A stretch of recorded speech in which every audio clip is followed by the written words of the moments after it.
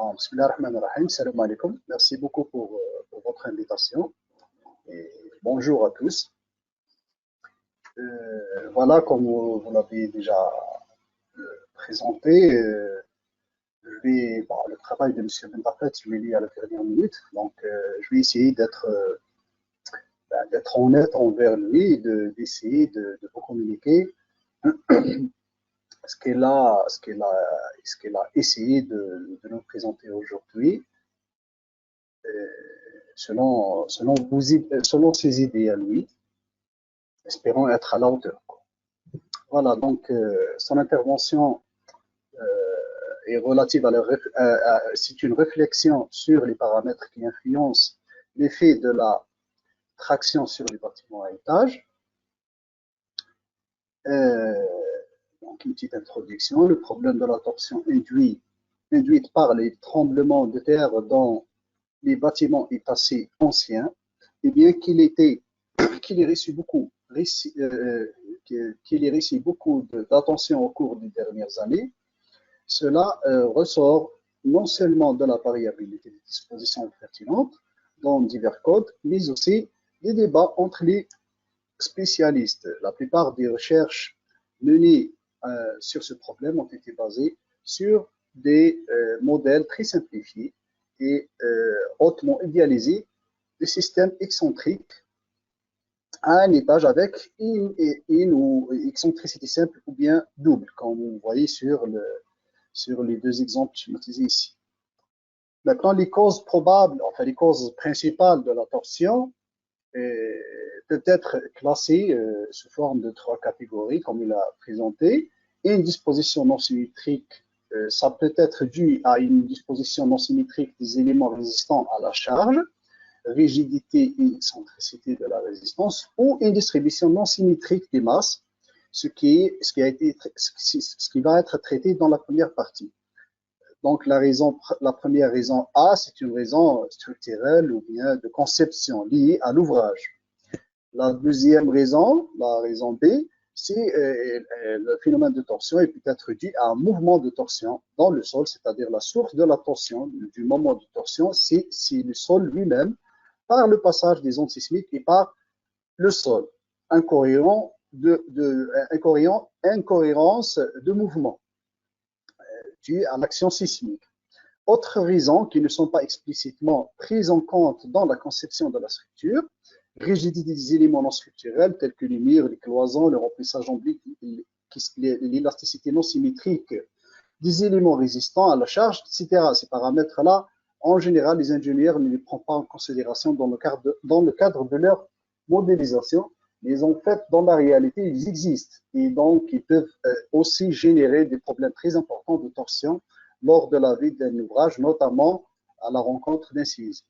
Étant donné que les causes de torsion énumérées sous les classes B et C ne peuvent pas être explicitement traitées dans la conception, les codes du bâtiment ont introduit ce qu'on appelle l'excentricité accidentelle pour en tenir compte approximativement en exigeant des conditions de charge supplémentaires générées par le déplacement de masse structurel dans les deux directions, suivant les axes principaux, axe ou Y, comme on a l'habitude de faire, c'est-à-dire suivant le plan de la structure d'une certaine quantité définie comme excentricité accidentelle. C'est ce qu'il vient de montrer M. Carlos sur sa présentation, et de tenir compte de cette excentricité pour justement couvrir cette notion d'excentricité accidentelle, pour couvrir les paramètres qu'on ne peut pas réellement quantifier pour les faire introduire dans un calcul ou bien dans une modélisation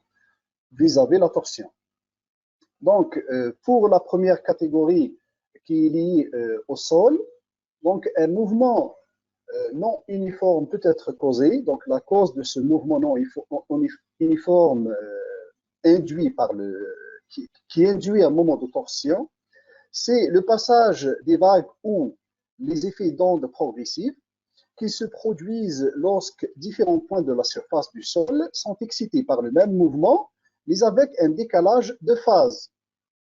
Dans une autre raison, par une incohérence du mouvement du sol se produisant lorsque différents points du sol subissent des mouvements avec des amplitudes et des caractéristiques de phase différentes en raison de vagues entrantes provenant de différents emplacements d'une source de tremblement de terre étendue, des ondes frappant à différents angles d'incidence et à des moments différents, des réflexions d'ondes et des réfractions autour de la fondation du bâtiment, ou en raison de changements produits dans les vagues lors du déplacement de la source à la structure par des chemins de propriétés physiques différentes. Donc, en gros, c'est en fait le moment de torsion ne vient pas de la structure, mais en fait, il vient de la source du séisme, puis l'hétérogénéité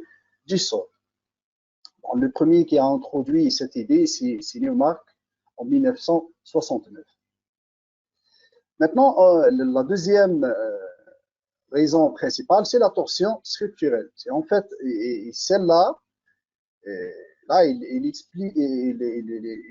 explicite trois cas de figure qu'on peut rencontrer lors de ce phénomène.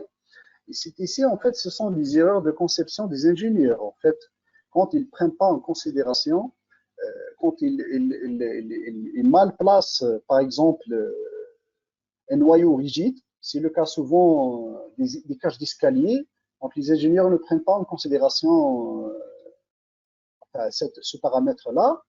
En fait, le fait de poser un noyau rigide beaucoup plus éloigné que par rapport au centre de gravité de la bâtisse, là, va augmenter l'excentricité, enfin la distance entre le centre de torsion et le centre de gravité, et va créer par conséquent un moment de torsion qui peut être très important et qui peut provoquer parfois la ruine de l'ouvrage.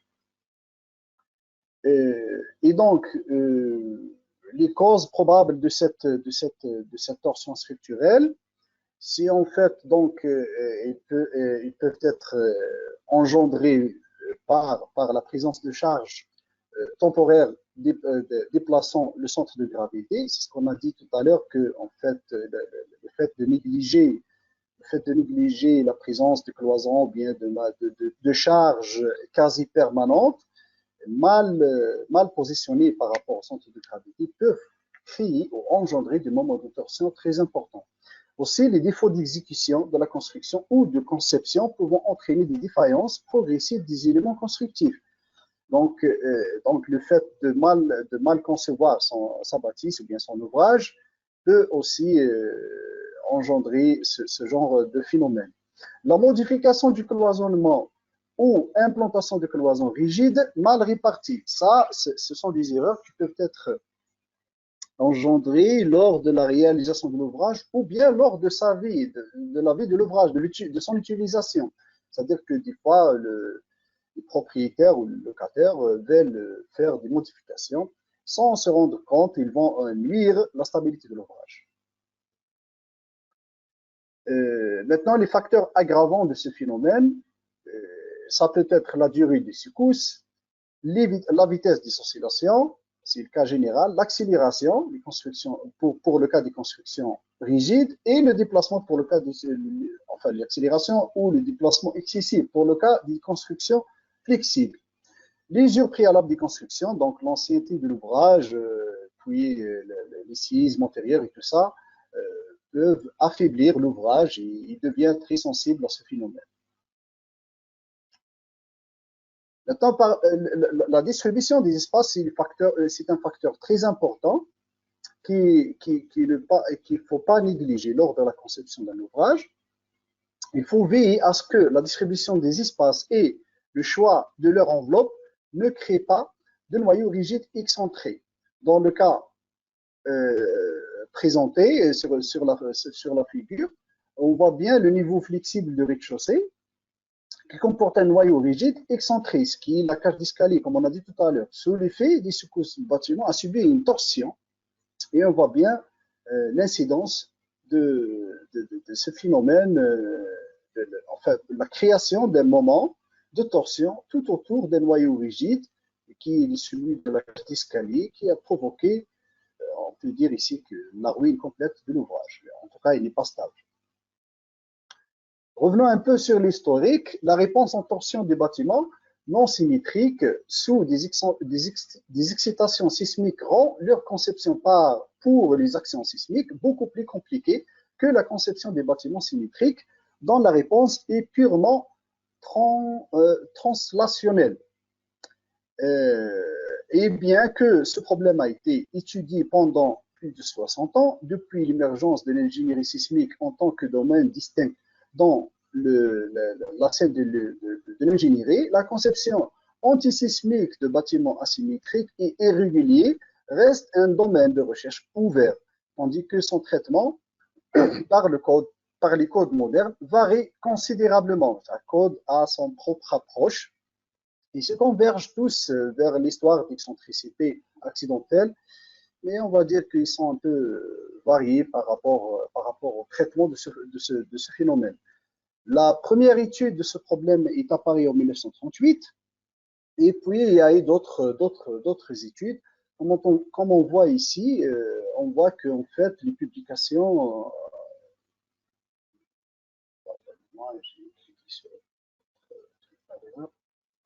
Voilà. On voit ici qu'en fait, les gens sont commencés progressivement à s'intéresser, enfin les scientifiques sont commencés à s'intéresser progressivement à ce phénomène, et notamment entre les années 91 et 95, où le nombre de publications est beaucoup plus important que les autres années. Actuellement, le nombre total de publications à ce sujet dans les revues internationales et dans les grandes conférences dépasse probablement les 600. Ce grand nombre doit être attribué à l'importance de la torsion qui affecte négativement la grande majorité des bâtiments avec tout type d'excentricité aux nouvelles technologies appliquées pour contrôler la réponse en torsion et aussi aux nombreux paramètres affectant ce problème. Au départ, des modèles élastiques ont été utilisés comme pratiquement la majorité des cas de calcul de structure, mais ils ont été progressivement remplacés par des modèles inélastiques avec la technologie et le développement, car la réponse des bâtiments au tremblement de terre ne peut pas être qu'inélastique. Les dispositions du code jusqu'à aujourd'hui étaient basées principalement sur les résultats de modèles inélastiques à un étage ou sur les résultats d'idéalisation élastique à plusieurs étages. Il rappelle aussi que en fait, les premiers notions sont ceux de Newmark en 1960. Maintenant, ici, dans ce qui suit, il présente un certain type une présentation du symbole et terminologie utilisée dans ce domaine, et principalement la notion d'excentricité, où on voit bien la création d'un moment de torsion causé principalement par le décalage du centre de gravité de l'ouvrage ou bien du centre de stabilité de l'ouvrage et en créant un centre de cisaillement qui créera un bras de force et une force, bien sûr. Les autres paramètres, pour ceux qui veulent se casser la tête, ils peuvent jeter un œil plus tard sur une diapo. Résumé des dispositions du code moderne. Bon, pour le résumé, il a fait un aperçu sur les principales notions et les paramètres sur lesquels les codes actuels se sont basés. Il a présenté donc New Zealand, le Canada, les États-Unis et les Eurocodes et le règlement mexicain. Maintenant, l'ensemble de ces codes prendre en considération le facteur de régularité des ouvrages comme paramètre de base, et puis aussi, ils prennent aussi le rapport des bras de force pour sonder en quelque sorte la sensibilité de la torsion, l'excentricité accidentelle, dont on voit aussi que en fait la majorité des codes, à l'exception de ceux des États-Unis et de Zélande, ils prennent les 5% comme dans le cas du règlement algérien, alors que les autres ils prennent 10%. Ils ne prennent pas en considération l'amplification l'amplification statique de l'excentricité, à l'exception du règlement mexicain. Pour l'analyse dynamique, l'ensemble des codes, ils les prennent en considération. Et, pardon.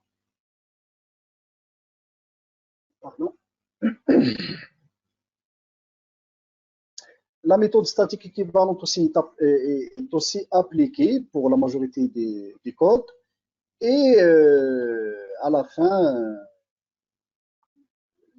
en quelque sorte, la dépendance de l'effet de torsion dans chaque code, il a une façon de faire pour s'approcher de ce paramètre.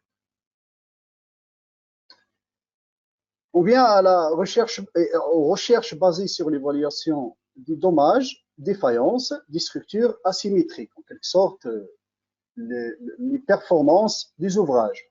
Une structure de bâtiment peut s'effondrer ou subir de graves dommages sous l'action des forces sismiques en raison d'un changement soudain de la rigidité par rapport à la résistance et de la masse dans le plan ou dans la direction verticale de la structure en tant que tel.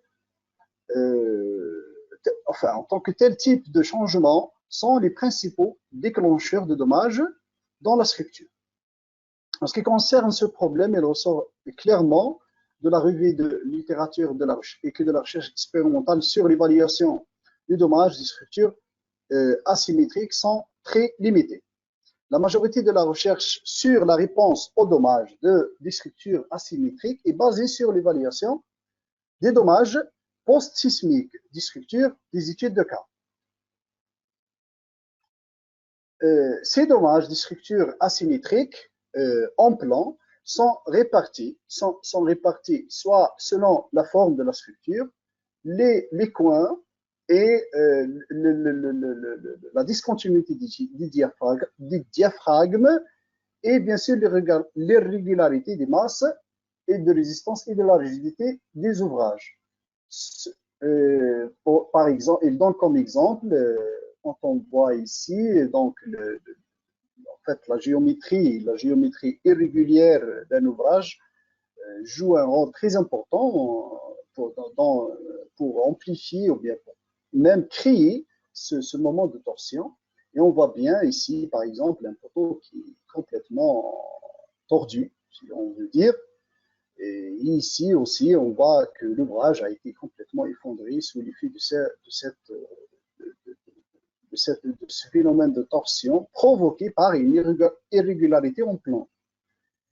Par rapport au dommage des structures verticales asymétriques, l'irrégularité à la hauteur, si vous voulez, la symétrie verticale fait référence à la distribution de la rigidité par rapport à la résistance et ou de la masse de longueur le long de la hauteur de la structure et peut être classée en divers types tels que la symétrie de masse verticale et la symétrie de la rigidité et la symétrie de la résistance et les reculs.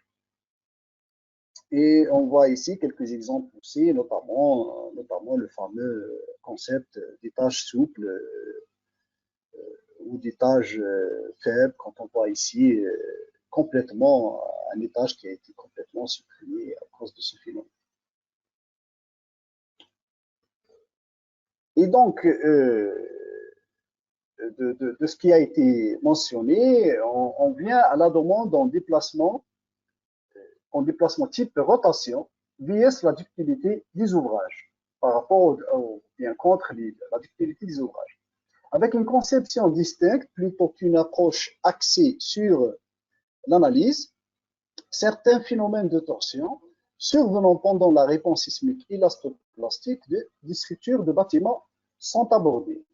Il est postulé que les recommandations existantes du code, exprimées uniquement en termes des propriétés des structures élastiques, ne sont en grande partie pas pertinentes lorsque la conception doit être basée sur le comportement du système ductile.